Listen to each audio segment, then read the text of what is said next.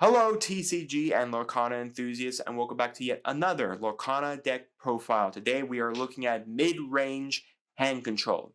This deck comes from 𝐒𝐄𝐋𝐀 himself.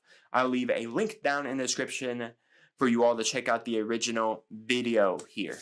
So anyways, this is the second version of Hand Control I talked about when I was going over my Emerald color review about you could play either the aggro version with the Steel engine, or you can play more of a mid-range hand control using the Amber engine.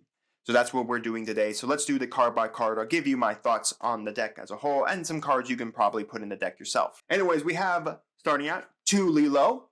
We have 4 of the 1-drop Flynn Rider. We have the 4 Simba. Again, playing Lilo turn 1 and then Simba turn 2 is an amazing combo because it means your opponent can't harm this Lilo without going through this Simba. Now, of course, there are ways now to mitigate this with, of course, song control decks. We got 4 of the original Flynn Rider himself, the one that people don't want to attack because, again, we're playing hand control, so we want them to be attacking it so they can lose that card. 4 Cheshire Cat, because we are playing the Shift Cheshire Cat. 4 Prince John. So in my Emerald color discussion, I mentioned that you only get to draw 1 card no matter how many cards you pitch.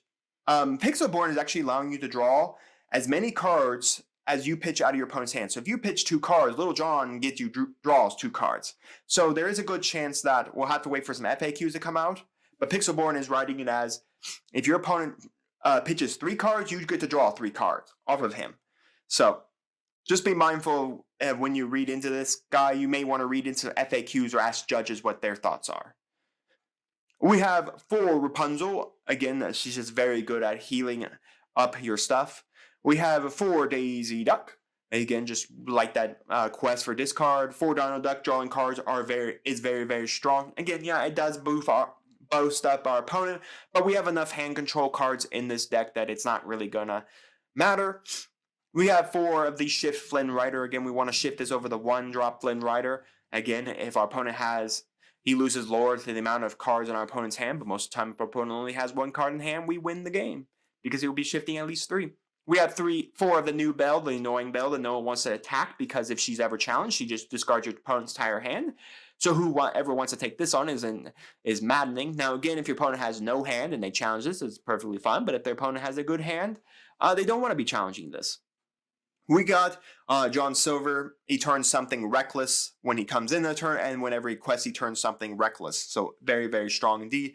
And we have the big Cheshire Cat because, you know, it still has the ability to banish damaged characters. It has evasive, and it does quest for 2. For some actions, we are using 4 Hypnotize to force our opponent to discard a card, and we get to draw a card. And then we have 4 You Have Forgotten Me to force our opponent to discard 2 cards out of their hand. This is very good in about the mid game because that's when your opponent might have about 2 cards left in their hand. You play this and then they just don't have a hand anymore. And we have 4 Sudden Chill to force our opponent to discard a card. Again, this is a song, so we do have the ability to sing this off a 2-cost guy. So you could sing this off the Simba to put the Simba into its bodyguard state and then draw and then discard a card. The best thing to do when you start hand control is when you have Prince John up on the board, because that's when you get to start the entirety of your draw combo with Prince John. So it's very good and very wise to wait until you have Prince John on the board before you start like dunking stuff out of your opponent's hand. Now, yes, if you don't see Prince John, it's probably still a good idea to use like your daisies to start ripping your opponent's hand. Maybe using, if they have a low enough hand size, using You Have Forgotten Me, Hypnotize, because you do get to draw a card off Hypnotize, so it's still very good.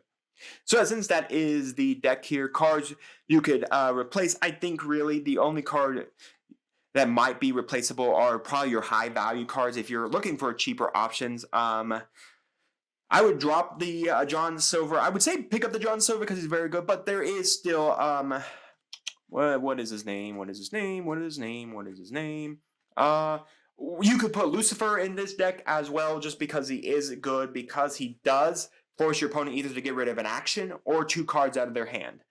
So in that sense, it's either an action or 2 cards. So that's not bad because it does force them to choose what they want to discard. Other cards you can put in here, Cruella de Vil, if you want more control, but we're not really here to return our cards to our opponent's hand. We're really here just to hand control them. Like I said, if you don't want to play John Silver's too much for you. You can, of course, play like Jasper, so he quests. He allows something not to quest. In essence, it's like John Silver's effect of Reckless. You could put Lady Tremaine in this deck if you want to cycle back all of your action cards. So in essence, when she comes down, you get to cycle back one of your action cards, like You've Forgotten Me, Hypnotize, Sun and Chill.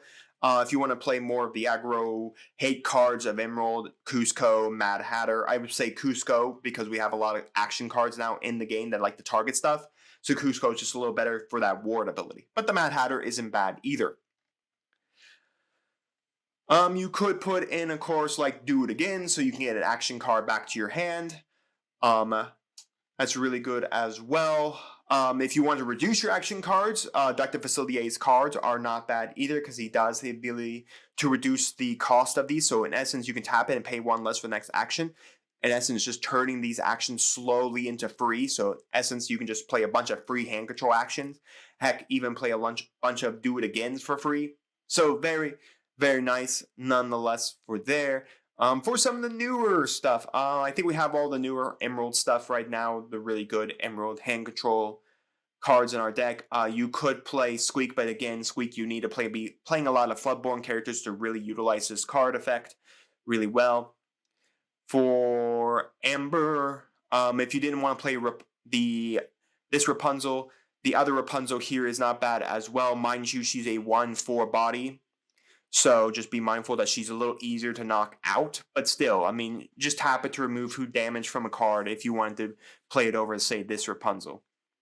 So those are some cards you can put into the deck. Again, putting cards in the deck, put in what you feel is good for your deck strategy.